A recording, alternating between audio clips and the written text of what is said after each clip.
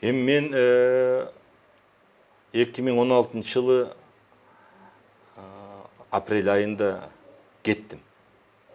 Мен кеткенден кийин Атамбаевди бир да жолу көргөн жокмун, бир да жолу сүйлөшкөн жокмун, бир да жолу чакырып, темир сен иштеп кеттиң эле деп эч айткан жок.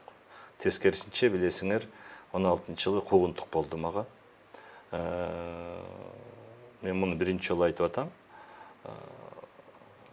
Ошо көлгө барып, ошол Сариев экономикалык диверсия менен алек болгон деп дагы айтып жиберди да.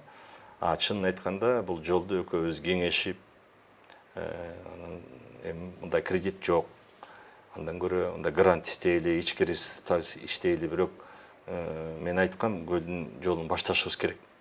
Бул кечигип атабыз. Биз 10-15 жыл кечигип калдык. Эгерде туризмди биз негизги багыттардын бири десек, Ысык көл бул якорь болуп туризмдин баарын тартып турат, биз жок деген жолубуз тоңдойлу депчи. Анан кеңешип туруп,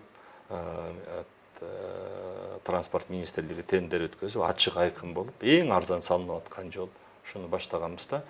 Анан ушуга окшогон сөздөрдү айтты да, мен ошондон бери көргөн эмесмин, байланышкан да эмесмин.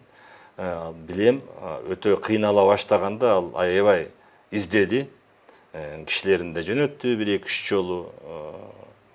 Мен ушу туура эмес кылган мен айттым, жок, мен ал киши менен уже жамандаган да жокмун, мактаган да жокмун, бирок менин ошол кеткенден бери 3 жыл болду. Анын жанына барып айта турган сөзүм да жок. Ал өзү алып келген ушул акыбалга өзүнө өзү жооп берсин деп айттым да. Бирок албетте саясатчы катары социалдык экономикалык абал курчуп кеткенин, мындай ачык бир тирешүүгө барганын мен каалаган эмесмин.